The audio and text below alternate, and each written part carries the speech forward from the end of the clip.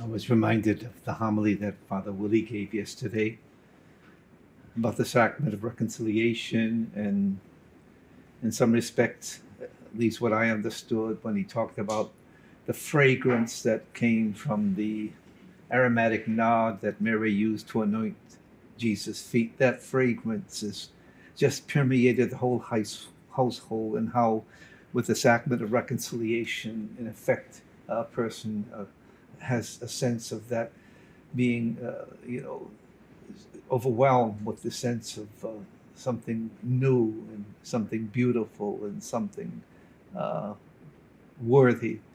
That was one, myself, when I speak about the sacrament, sometimes I say, you can breathe again after you've done. You can breathe again.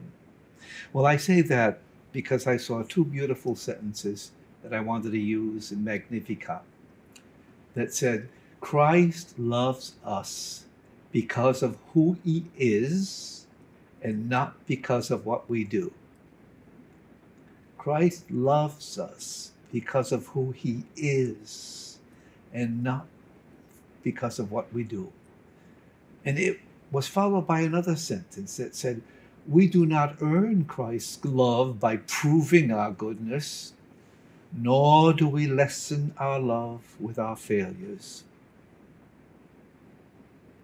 That to me was another concept of the sacrament of reconciliation, if only people could appropriate it in that sense. And I always tell people when they come in with their litany of sins, wait, you came for the grace of the sacrament.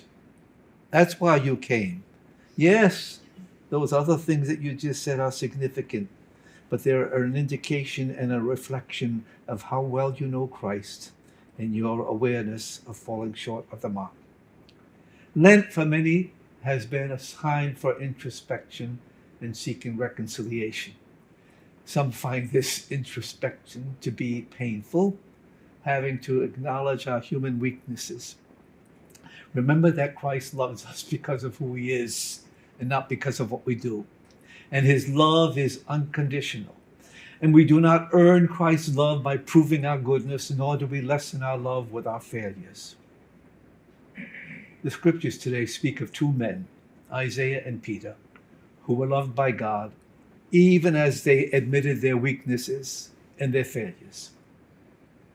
Isaiah spoke of his being called by God from his youth, and that it was God who named him. And he acknowledged having feelings that his work was in vain, and that he was a failure. And some of us admit to the same. However, with God, no failure can lessen his love for us. Isaiah became a light for his people, a bright light to the nations that would reach to the ends of the earth. And while it is true that some stars in the heavens are brighter than others, it's also true that even the smallest star of the heavens projects a light, or better said, our light. On Palm Sunday, we heard Jesus tell one of his disciples to go to a neighboring village and untie a donkey.